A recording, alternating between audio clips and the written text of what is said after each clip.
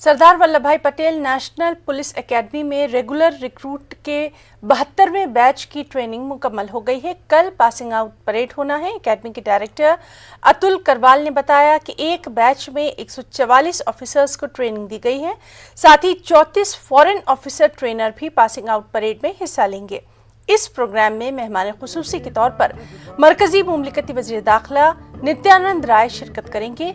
Best trainee officer का award Haryana से ताल्लुक रखने वाली खातून ऑफिसर रंजीता शर्मा को दिया जाएगा।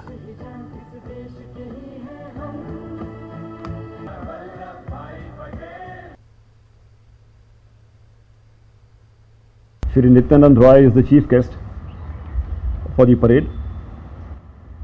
144 officers of the Indian Police Service would pass out from this academy to join their active duties in the service of the nation. Along with them, we have 34 foreign officers also who got trained with them from 4 friendly nations: Bhutan, Nepal, Maldives and Mauritius. So this total batch of 178 would have a passing out parade in the morning of August 6th. I think all of you would be aware that the police training, in particular the IPS training, is very strenuous and demanding. So over the last 2 years, they have been trained in various phases. They start with the foundation course of 15 weeks, and this batch had a phase 1 of 30 weeks in the academy. Then they went to their respective cadre states and got trained in the districts for 28 weeks. And then they came back for 29 weeks of phase 2 training back to the academy. They have attachments with the Border Security Force, with the Central Reserve Police Force, in which they went to Kashmir Valley, and they also went to left-wing extremism affected areas of Chhattisgarh and Jharkhand and stayed in the deep forest with the companies and associated themselves with the operations being conducted there to get a real feel on the ground how those forces are combating the internal security challenges. They spent a week with the Indo-Tibetan Border Police also in Mussoorie, learning rock climbing, do some adventure activities like whitewater rafting, bungee jumping, paragliding, etc. So they cover all 3 major central armed police forces of Border Security Force, Central Reserve Police Force and the Indo-Tibetan Border Police. When the Best Probationer Award has been won by a lady officer, Ranjita Sharma from Haryana, going to Rajasthan cadre, and this is the first such occasion when the second most prestigious award, called the IPS Association Sword of Honor, which is based mostly on outdoor training and which was always won over the last 72 years by a gentleman officer, has been won the very first time by the same lady officer, Ranjita Sharma. She has won the IPS Association Sword of Honor as well. Hindustan में तैयार करदा कोविड-19 टीका Covaxin को Hungary के हुक्काम से GMP certificate से नवाजा गया है। National institute of pharmacy and nutrition Hungary ने कोवैक्सीन की तैयारी के लिए गुड मैन्युफैक्चरिंग प्रैक्टिस से तस्दीक की है। कोवैक्सीन को हैदराबाद की भारत बायोटेक कंपनी ने तैयार किया है। वाज़ेह रहे कि भारत बायोटेक दुनिया के मुख्तलिफ ममालिक में इमरजेंसी यूज अथॉराइजेशन के लिए दस्तावेजात को दाखिल करने का मंसूबा रखती है। कंपनी ने इस सिलसिले में कहा कि इस मंजूरी के बाद भारत बायोटेक ने आलमी मेयार के मुताबिक टीकों की तैयारी और इख्तरात में एक और अहम संग-मील उबूर कर लिया है। कोविड की वबा के खिलाफ जारी लड़ाई में ये अहम पेशकदमी है। मरकजी वज़ीर सियाहत जी किशन रेड्डी ने ओलंपिक्स में इंडियन हॉकी टीम के मेडल हासिल करने पर खुशी का इजहार किया। उन्होंने हॉकी टीम और तमाम मुल्क के बाशिंदों को अपनी मुबारकबाद पेश की। मुस्तकबिल में मजीद अच्छे मुजाहरे की उन्होंने उम्मीद भी जताई। भारत के लिए बहुत खुशी की बात है, इस प्रेस्टिजियस टोक्यो ओलंपिक्स में हॉकी के खिलाड़ी भारत के लिए लगातार 40 साल से खेलने के बाद 40 साल के बाद आज हमारे भारत के खिलाड़ी हॉकी में आज पदक लाए हैं। मैं एक तरफ कोविड रहने के बाद भी अच्छा मेहनत करके प्रैक्टिस करके आज भारत का गौरव बढ़ाने के लिए जो प्रयास किया है, जो पदक हासिल किया है, बहुत भारत के सारी 130 करोड़ जनता आज खुशी मना रहे हैं। मैं फिर एक बात सभी खिलाड़ियों को, उनका परिवार को, हॉकी एसोसिएशन को अभिनंदन करते हुए, उनके खिलाड़ियों को परिवार को भी धन्यवाद देते हुए, ये परिश्रम जो है आगे आने वाले दिन में भी भारत सरकार पूरा प्रोत्साहन करेंगे। आने वाले दिन में भी इंटरनेशनल स्पोर्ट्स में, ओलंपिक्स में भारत का जो विजय परंपरा है वो आगे बढ़ना चाहिए। तेलंगाना बीजेपी के रुकने असेंबली राजा सिंह ने ये मुतालबा किया है कि टोक्यो ओलंपिक्स में ब्रोंज मेडल जीतने वाली पीवी सिंधु को तेलंगाना का ब्रांड एम्बेसडर मुकर्रर कर दिया जाए। उन्होंने रियासत के ब्रांड एम्बेसडर के तौर पर सानिया मिर्जा की बरकरारी पर सवाल उठा दिए और कहा कि सानिया मिर्जा ने ओलंपिक्स में एक भी मेडल नहीं जीता है।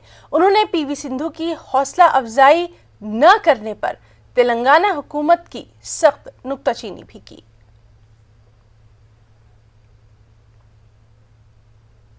साबिक वजीर व बीजेपी के लीडर ई राजेंद्र ने तेलंगाना के वज़ीर आला केसीआर पर हुजूराबाद हल्का असेंबली के ज़िमनी इंतखाबात में कामयाबी के लिए 150 करोड़ रुपए खर्च किए हैं। उन्होंने इस अस्पताल से डिस्चार्ज किए जाने के बाद ये इल्ज़ाम लगाया और कहा कि अगर वज़ीर आला हकीकत में दलितों की तरक्की चाहते हैं तो उन्हें चाहिए कि तेलंगाना के हर दलित पे 10 लाख रुपए तकसीम कर दें। उन्होंने कहा कि हल्का असेंबली हुजूराबाद से उनकी कामयाबी को रोकने के लिए हुक्मरान जमात टीआरएस उन पर बेबुनियाद इल्जामात लगा रही है।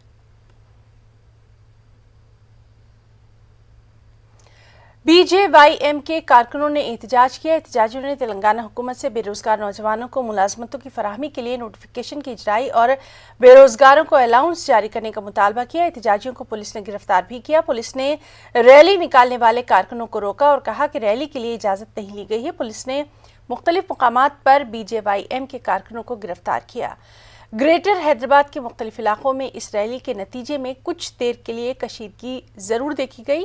पुलिस की जानिब से रैली के शुरका को हिरासत में लेने के दौरान एहतजाजियों के साथ उनकी बहस व तकरार भी देखने में आई।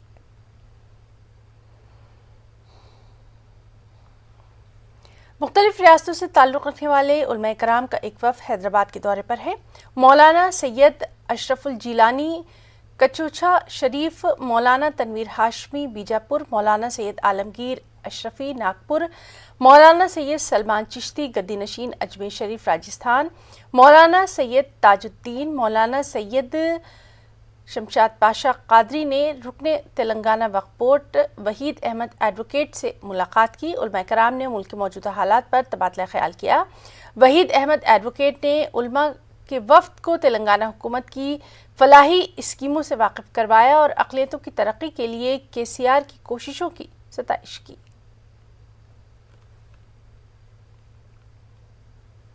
तेलंगाना के नागार्जुना सागर आबी प्रोजेक्ट्स के लबरेज होने के बाद कल रात तक पानी को छोड़ने का सिलसिला जारी रहा। एक मरतबा फिर पानी के बहाव को देखते हुए हुक्काम ने प्रोजेक्ट के 8 दरवाजे खोलते हुए इजाफी पानी को छोड़ा है। इस प्रोजेक्ट में 1,18,296 क्यूसेक पानी का बहाव देखा गया। हुक्काम ने 4 दरवाजों को 5 फुट तक उठाया। मजीद 4 दरवाजों को 10 फुट तक उठाकर पानी को खारिज किया गया। इस प्रोजेक्ट की मुकम्मल आबी सतह 590 फीट है। इसकी मौजूदा सतह आब 589.7 फुट तक जा पहुंची। हुक्काम ने कहा कि नागार्जुना सागर प्रोजेक्ट की आबी सतह में इजाफे की वजह से रवां रबी सीजन के लिए पानी फराहम किया जा सकता है।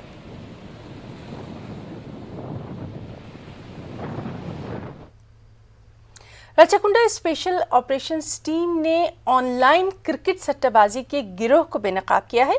पुलिस ने इस सिलसिले में एक शख्स को सुरूर नगर से गिरफ्तार भी किया। पुलिस ने मुलजिम के कब्जे से 15.7 लाख रुपए, एक क्रेडिट कार्ड और कार जब्त की। पुलिस ने कई बैंक अकाउंट को सीज करके 69.6 लाख रुपए की रकम मुंजमद करवाई। पुलिस ने 95 लाख से ज्यादा असासे भी जब्त किए हैं। अच्चमपेट का रहने वाला है। यहाँ पे हमारे सुरूनगर पुलिस स्टेशन के तपोवन कॉलोनी में इसका मकान है। वहाँ से ये सेलफोन के जरिए ऑनलाइन कुछ वेबसाइट्स है, कुछ बेटिंग साइट्स है, ऐप है, उसके जरिए ये क्रिकेट बेटिंग ऑर्गेनाइज करता है। कल इंडिया एंड इंग्लैंड इनका टेस्ट मैच था और ऑस्ट्रेलिया बांग्लादेश इनका T20 मैच था। इस दरमियान ये बेटिंग चल रहा है करके स्पेसिफिक इंफॉर्मेशन पे हमारी टीम ने रेड किया। इस रेड में तकरीबन 15,70,000 कैश, उसके साथ बैंक अकाउंट में 69,63,603 रुपीज़, एक Maruti Suzuki Baleno car, phone, watch, ये सब सामान तकरीबन 95,33,603 रुपीज़ का कैश और बाकी सामान बरामद हुआ है। ये जो लोग हैं ये क्रिकेट बेटिंग साइट से ये पूरा ऑर्गेनाइज करते हैं। UAE बेट, 8 टीम, MB मैक्स, इनप्ले बेट और कई तरीके से इंटरनेट पे वेबसाइट से बेटिंग के। इसमें पहले सब्सक्राइबर जो जाने पहचाने हैं ऐसे लोगों को और ये लोग सब्सक्राइब करते हैं, उनको फिर लॉगिन आईडी और पासवर्ड देते हैं। वो लोग एक फिक्स अमाउंट उसमें ये करते हैं और बाद में जैसे ही मैच का टॉस हो जाता है वो टॉस से लेके लास्ट बॉल तक बेटिंग चलता रहता है। ये पूरा ऑनलाइन ये लोग मॉनिटर करते हैं और इसमें इनको कमीशन भी मिलता है और बाकी कुछ पैसा ऊपर भी जाता है। ये पूरे रैकेट का पर्दाफाश करने वाले हमारे एसओटी टीम के इंस्पेक्टर रवि कुमार, SI अविनाश और उनकी टीम और supervisory officer DCP SOT Surendra Reddy, इन सबको मैं मुबारकबाद देता हूँ। नेटवर्क 18 फेडरल बैंक संजीवनी गाड़ियां पूरे मुल्क में कोरोना वायरस से मुतासर अजला में गश्त कर रही हैं। वैक्सीन की अहमियत के हवाले से बेदारी लाने की हमारी कोशिशों को आपकी तायद की अशद ज़रूरत है। आइए एक नज़र डालते हैं कि संजीवनी गाड़ियां किन इलाकों में हैं।